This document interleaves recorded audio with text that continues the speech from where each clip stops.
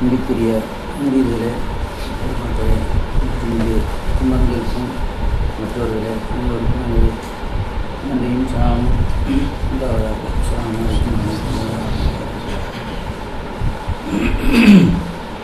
நாங்கள் சொல்லுன்னா மக்களை மக்களாக வாழ வைத்தார்.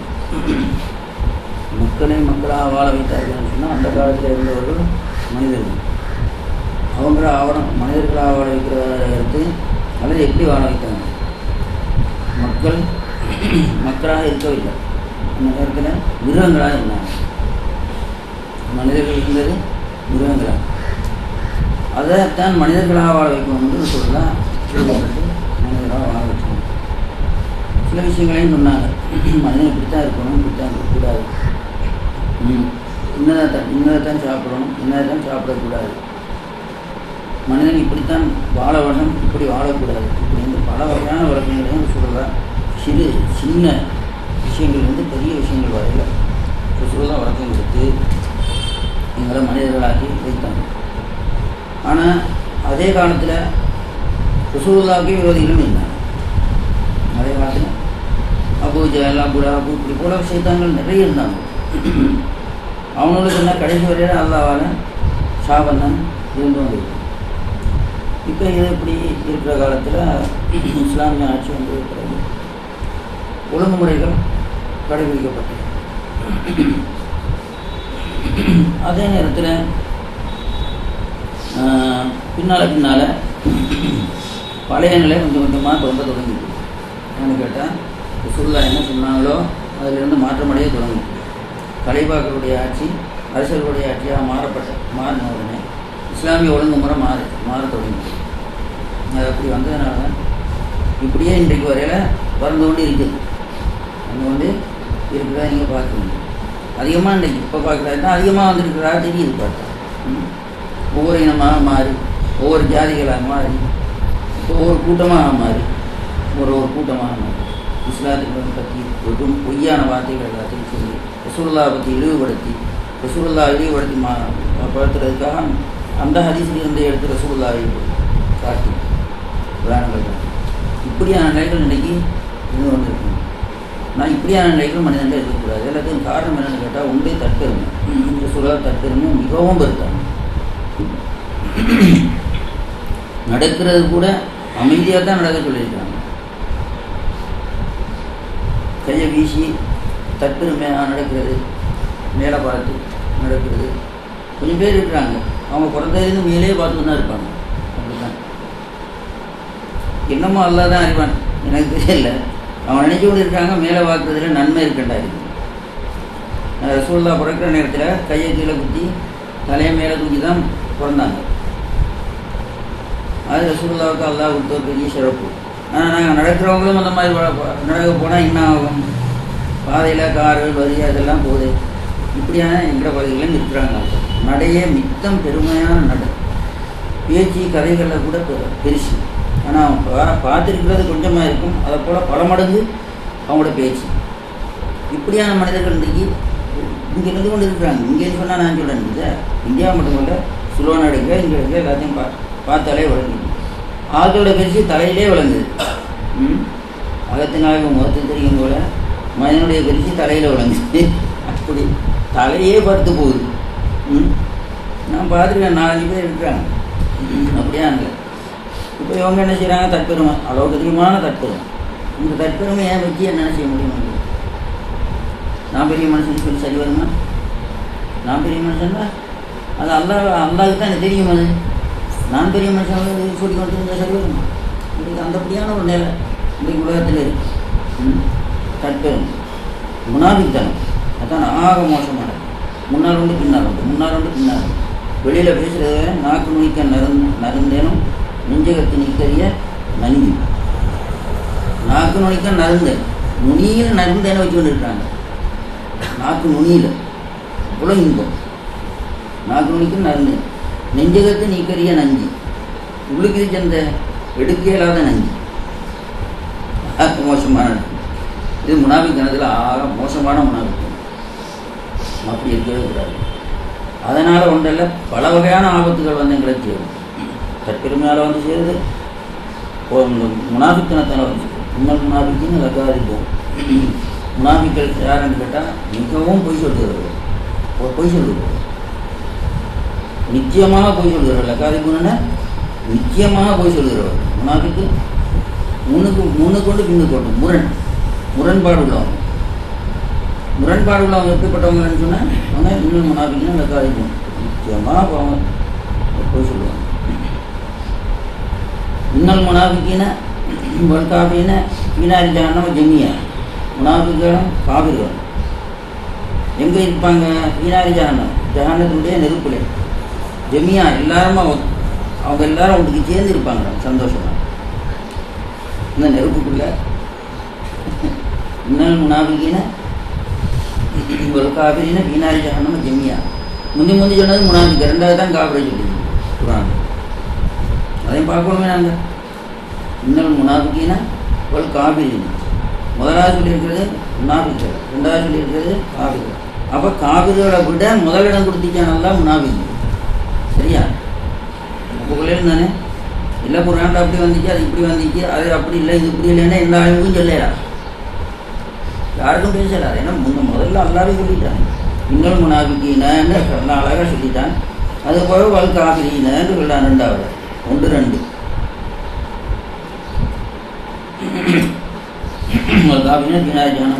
இன்னொரு முனாபிக்குன்னா வித்தர்கள் அஸ்வரினார்.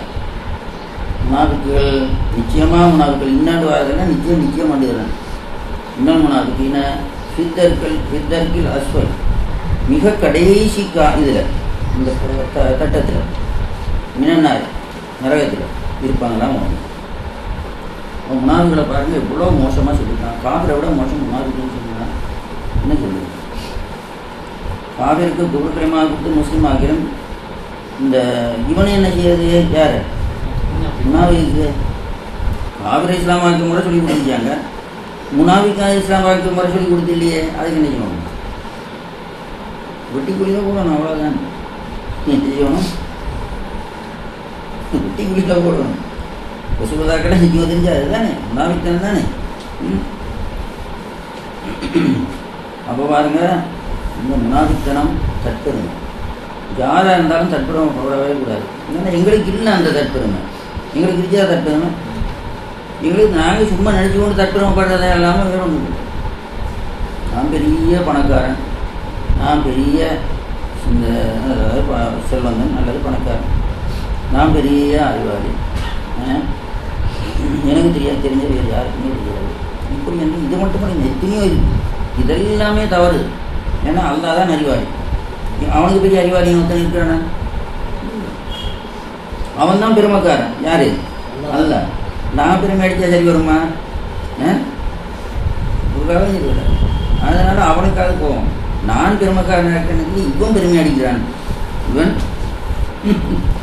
கோபமா வராத. எந்த பெருமை அடித்து என்ன செய்ய போகிறது? எங்கே போக போகிறோம்? நாங்கள் பெருமையை தூக்கி கொண்டா போக போகிறோம். ஒரு மைதுக்கு போனாங்களாம். ஒரு நேரத்தில் ஒரு இமாம் ஒருவர் இருந்தாங்களாம். நிறைய சனம் போனதாம். பின்னால் ஒருவர் போனவர் வந்து அந்த இமாமுக்கு சொன்னாங்களாம், இந்த மையத்துக்கு பின்னால் நிறைய ஜனம் போகணும் பாருங்க, எவ்வளவோ சனம் பார்க்க முடியாது, கடல் மாதிரி சனம். இவங்க பார்த்து சொன்னாங்கன்னா அப்போ அவங்க பெரிய ஒரு முனாபிக்கு இருந்தாங்க. அது அவ்வளோ ஜனம் போனதில்லை, அவன் ஒரு பெரிய முனாபிக்கு. எப்படி எல்லாரோடைய மொத்தமே அறியானா முனாபிக் தான் தானே இருக்கணும். ஜமாலில் இந்த நான் ஒரு குறை கண்டுட்டேன், எனக்கு தெரியுது குறை, நான் பேச தானே வேணும். பாதி கொண்டு நல்ல ஜமால் நல்ல பிள்ளை அவருக்கு நல்லா இருக்கு சொன்னால் ஜமால் என்னோட நல்லம், ஆனால் அல்லாவோட விரோதி அதுதானே. அப்போ இதில் என்ன செய்வாங்கன்னு கேட்டால், கண்ட இடத்துல குத்தத்தை சொல்கிறவனுக்கு ஆளுக்கு இடம் இருக்காது. கண்ட இடத்துல குத்தம் சொல்கிறவனுக்கு இந்த கூடுதலான இந்த உகப்பு இருக்காது. எந்த நேரம் அவருக்கு சப்போர்ட் பண்ணி மற்றவருக்கு சப்போர்ட் பண்ணி 2 பேருக்கும் சப்போர்ட் பண்ணி இங்கே போனேன் அவனை அப்படி சொன்னேன், அவன் கெட்டவன் வேறு ஜமால் கெட்டவன். அங்கே போனவனே ஜமாலை பற்றி தான் பேசுவான், அவன் கெட்டவன். ஒருத்தவன் இங்கே வந்தவொடனே ஜமாலை பற்றி ஒருத்தவன் பேசுவான், நல்ல பிள்ளை நான் பார்த்தேனே. இதெல்லாம் முனாஃபிக் தான், இதெல்லாம் முனாஃபிக். இப்போ பாருங்க தற்பெருமை முனாஃபிக் தானே எவ்வளோ மோசமானது. குரான்லேயே சொல்லி போட்டேன். குரானில் வருது இந்த தற்பெருமைக்கு வரா தம்சி மரஹன்னா என்ன வருது, தற்பெருமையோட நீ நடக்காதே. பில்லாரதி மரம் நாங்கள் எத்தனை பேரை பார்க்குறோம் இன்றைக்கு. அவன் போகிற போக்கு அவன் பார்த்தா உண்மையிலே பாருங்கள், அதில் போகணுன்ட்டு பாருங்கள், யாராவது கையை வீசி பெருமையில போகிறான்னுட்டான். எங்களோட மனதில் என்ன சொல்லுது, இவன் யாருமே இப்படி இல்லை, இவன் ஒரு பெருமைக்காரன் தெரியுது, அவன் நினைக்கிறதா இல்லை. இப்படி இருக்குது. இது கூடாது, தற்பெருமை கூடாது, இதெல்லாம் லாபித்தனம் கூடாது. மற்ற மனிதனுக்கு நேர்மை தான் அவசியம். எந்த பக்கத்தில் நேர்மை இருக்கோ அந்த பக்கம் தான் எங்களுக்கு தெரியும். அந்த காலத்தில் சார் ராஜ்பதின்னு ஒருவர் இருந்தார். அவரே தான் ஒரு கூட்டத்துக்கு பெரிய மனுஷன் ஆகணும்னு சொல்லி பெரிய நாளாக மினிஸ்டராக இருந்தார். அதெல்லாம் இருந்தார். சார் பட்டம் அவருக்கு கொடுத்த அந்த காலத்தில் சார் ராஜ்பதி முவாஸ், நாங்கெல்லாம் முவாஸ் சோனகர் என்று சொல்லி சைன் அடித்தார். பெரும் கூட்டத்தோடு அவரோட எங்கள் பாப்பா அவங்கள்ட்ட வந்தாங்க. முவாஸ் எனக்கு இந்த மாதம் எனக்கு தெரியல, சம்மாக்கும் ஒரு முஸ்லீமின்னு அதான் சொல்லியிருக்கோம். அவன் உங்களுக்கு முஸ்லீம்களாண்டு பேர் வச்சுருக்கான், மூவாசண்டு பேர் வைக்கலையா, தூக்கின்னு போங்க. கடைசியில் அதில் எவ்வளோ எதிர்கொள்ளண்டாங்க, அது அந்த மாதிரி சைன் வச்சுருந்தா பெரிய மதிப்பு கிடச்சிருச்சு. சொல்லிட்டாங்க கொண்டு போகண்டாங்க. நேர்மையானது இல்லை. எந்த இடத்துல இருந்தாலும் நாங்கள் எது எங்களுக்கு சரிபார் இல்லையோ நான் நேர்மையாக இருக்கும். எனக்கும் அப்படி தான் ஒரு இதுங்க யாராவது இது பண்ணிட்டாங்கன்னு சொன்னால் என் மனசு பொறுத்துக்கொண்டே இருக்காது, எப்படியாவது வெளியிடும். அப்படியானால தான் எனக்கு அதனால் அது இப்போ வந்துடலாம். அந்த காலத்துலேருந்தே அப்படி தான். எவனாவது ஒரு குறை செஞ்சுட்டான்டா உடனே நான் எதிர்க்கிறேன் என்ற பழக்கம். அது என்ன வந்தாலும் சரி, உலகமே மறுபோது புரண்டு நின்றாலும் எதிர்க்கிறத எதிர்த்தே தீர்வேன் யாராச்சும் தலைமை. ஏன்ற கொள்கைக்கு நான் மாற்றமாக போகவே மாட்டேன். கொள்கையும் தெரிஞ்சு எனக்கு நேர்மை நியாயம் அப்படின்னு வந்து இதுதானே. அது எல்லாரும் எல்லாரோட மனதிலையும் இருக்கணும். முறியர்களாக இருக்கக்கூடிய ஒவ்வொருவருடைய மனதிலையும் நேர்மை நியாயம் இருக்கணும். எந்த இடத்துல நீங்கள் குற்றக்காந்திங்களோ பயப்படக்கூடாது, உடனே சொல்லணும், உடனே சொல்லி காட்டணும். ஏன் பயப்படணும்? பயப்படு. இந்த ஜெயிலானிகிட்ட ஒரு குத்தம் இருக்குதுன்னு வைங்களேன், ஒரு பெரிய குற்றம் உண்டா செய்யிருக்காரு.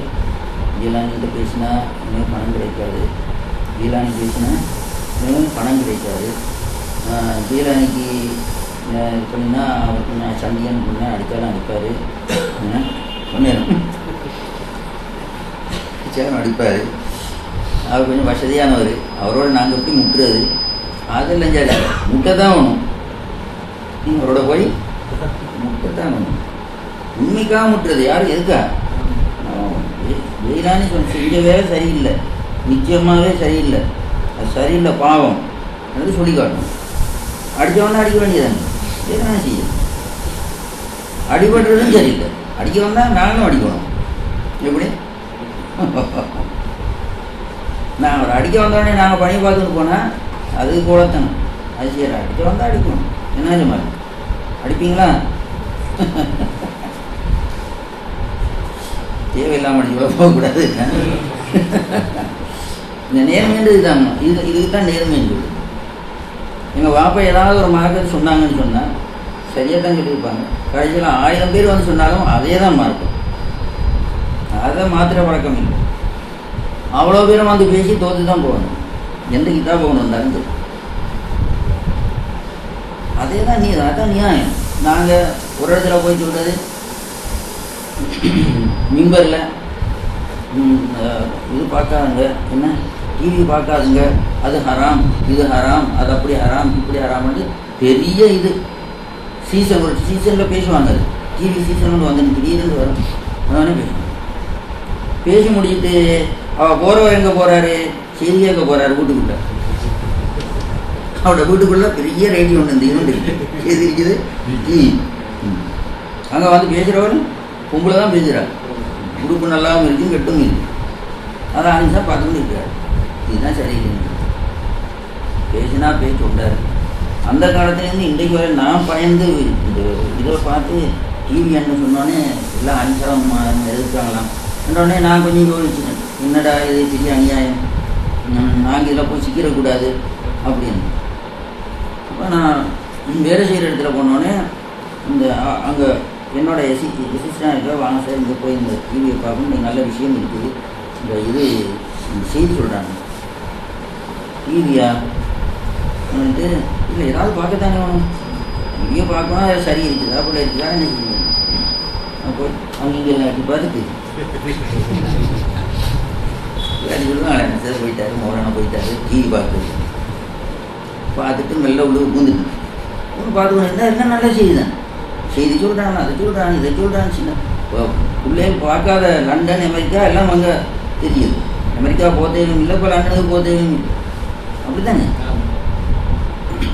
இதெல்லாம் பார்த்துட்டு ரெண்டு விஷயங்கள் இருக்கு, ஏன் ஹராமாக்கினாங்க ஆன்சா மாதிரி வந்துட்டு ஊருக்கு வந்தோடனே ஒருவர்கிட்ட கேட்டேன், இதுனா ஹராமடி சொல்கிற காரணம் என்ன அப்படி சொன்னார். அதில் படம் வருது. ஆமாம், மிக நல்லது. உடனே சொன்னேன், ஒரு டிவி கொண்டு போடுங்க வீட்டில், பெரிய எண்டனா கொண்டு போடுங்க. என்கிட்ட கேட்டாங்க, அதுக்கு பிறகு டிவி என்றால் எப்படியாவது நல்லமா பார்க்குறது, தென்னை மரம் போல தான் டிவியும் தென்னை மரமும் உண்டு. தென்னை மரத்துலேருந்து கல்லை இருக்கிறாங்க, நல்லது பண்ண விஷயங்கள்லாம் இருக்குது, தேங்காய் வருது, அது இருக்குது. இதுலேயும் அந்த மாதிரியான கெட்ட இதுகளும் இருக்குது, நல்ல விஷயங்களும் இருக்குது. இது இல்லையே இன்னும் தானேன்னா தென்னை மரம் எல்லாத்தையும் வெட்டி போடணும். ஒரு ஸ்கூல் பிரின்சிபல் தான் கேட்டார், ஏன்னா தென்னை மரம் எல்லாத்தையும் வெட்டி போட்டுருவோம், ஏன் கல்லை இருக்கிறதுனால டிவி எல்லாத்தையும் உடச்சி போட்டுருவோம், கெட்ட விஷயங்கள் வரதுனால தூக்கி உடச்சி போட்டுருவோம். மூளை பார்க்குறாரோ இல்லை தெரியும்.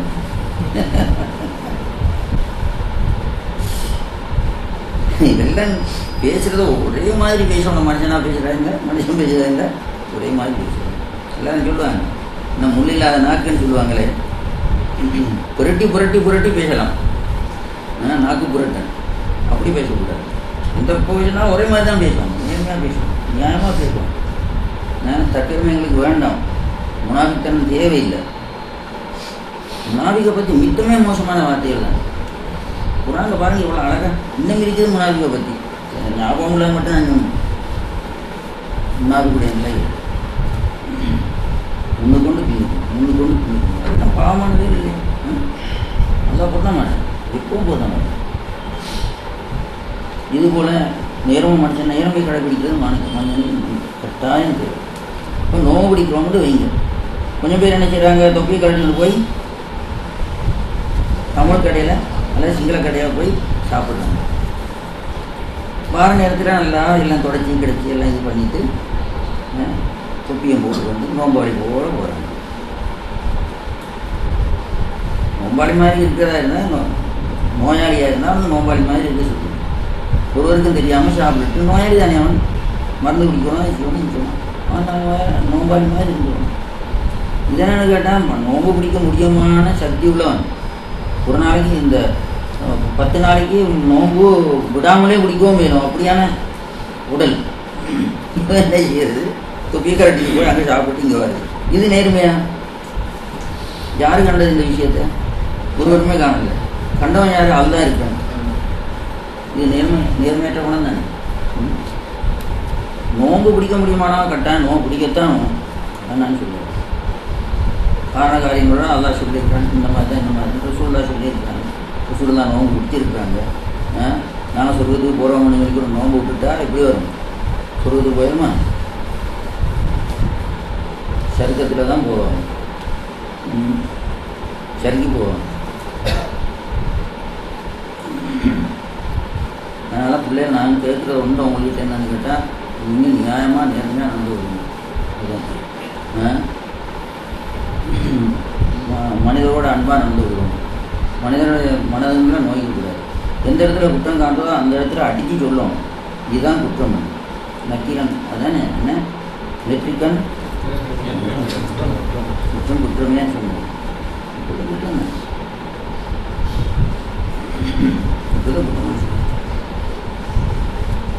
அப்போதான் நான் அந்த அப்படியான செய்தாங்கள் திருந்துவாங்க. மோசமான செய்தாங்கள் திருந்துறது அப்போ தான், இல்லாட்டி திருந்த மாட்டாங்க. என் மனதில் வச்சுக்கொண்டு இருப்பாங்க. இப்படி இருக்குது இப்படி இருக்குது இப்படி இருக்குது எல்லாத்தையும் மனதில் வச்சுக்கொண்டு ஒரு நாளைக்கு ஒன்றா இருக்குது, ரெண்டாவதாக இருக்குது, மூணாவதாக இருக்குது. எல்லாம் பாவம் நல்லா பண்ண மாட்டாங்க, ஒரு காலம் பண்ண மாட்டாங்க. உலகத்திலையும் பாவம் தான், உலகத்திலையும் தண்டனை தான், ஆக்ராவிலையும் தண்டனை தான். ஆக்ரான்னு ஒன்று இல்லைன்னு சொல்ல முடியுமா? எப்படி சொல்லணும்? சொல்லாவே சொல்லிட்டாங்களே. என்ன மகள் பாத்திமா நாயகி அவர்களுக்கு அல்லாஹ் நீ சொர்க்கத்தில் மாளிகையை கொடு சொன்னால், அங்கே மாளிகை கட்டுறதுக்கு இடம் இருக்குதா? மாளிகை இருக்குது, கெட்ட இடம் இல்லாமல் போனாலும் அங்கே மாளிகை இருக்கத்தான் செய்யும். அது எப்படி சொன்னாங்க? அப்போ அங்கேயும் ஒரு உலகம் இருக்குது, அங்கேயும் எங்களை எதிர்பார்த்து கொண்டு நிற்கிறாங்க, அல்லாஹ் எதிர்பார்த்து கொண்டு இருக்கிறான். இங்கேயும் இருக்குது, அல்லாஹ் எங்களை சூழலை இருந்து எதிர்பார்த்து கொண்டு இருக்கிறான் என்றதை மனிதன் நினைச்சே தீர்வோம். அதனால் அல்லாவுக்கு நாங்கள் மாறாக நடக்கவே கூடாது. நேர்மையாக நியாயமாக நான் நடந்து கொண்டு தான் முக்கியம். இன்னும் ஒரு 10 நாளையில 15 நாளையில் நோம்பு வந்துடுது. கொஞ்சம் பேருக்கு பெரிய கவலை. 3 நாள் இன்றைக்கு தேதி நாளைக்கு, அதனால வெள்ளிக்கிழமை நோம்பு. எத்தனை தேதி? 22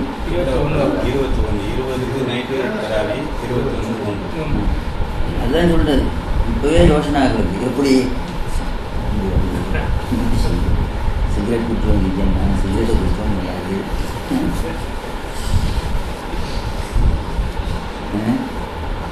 சிகரெட் குடிச்சவங்க, சிகரெட்டை குடிச்சவங்க கிடையாது. எவ்வளோ நேரம்? 12 மணி நேரமா?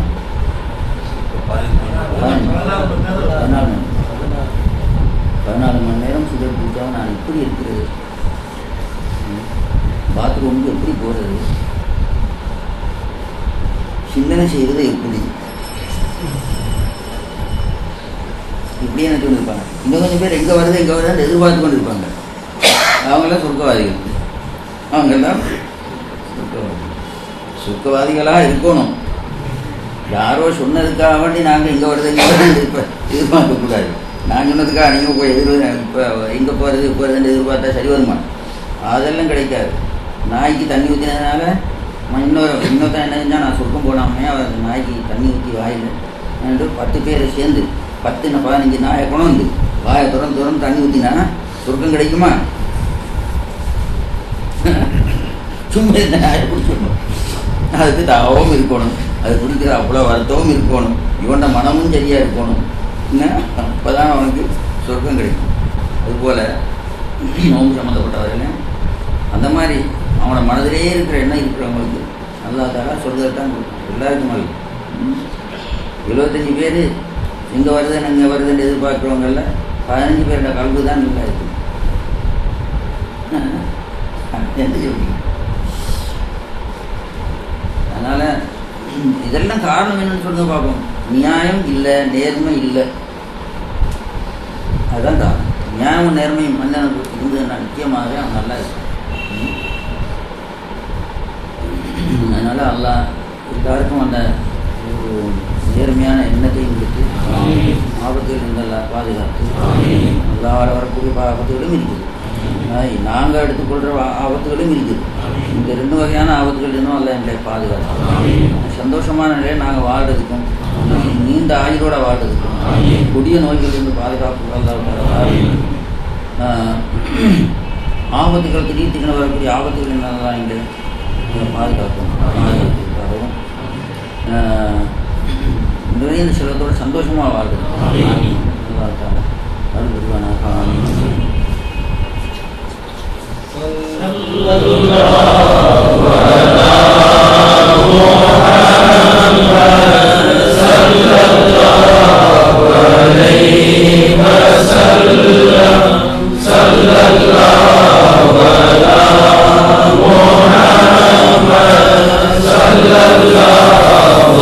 கண்டே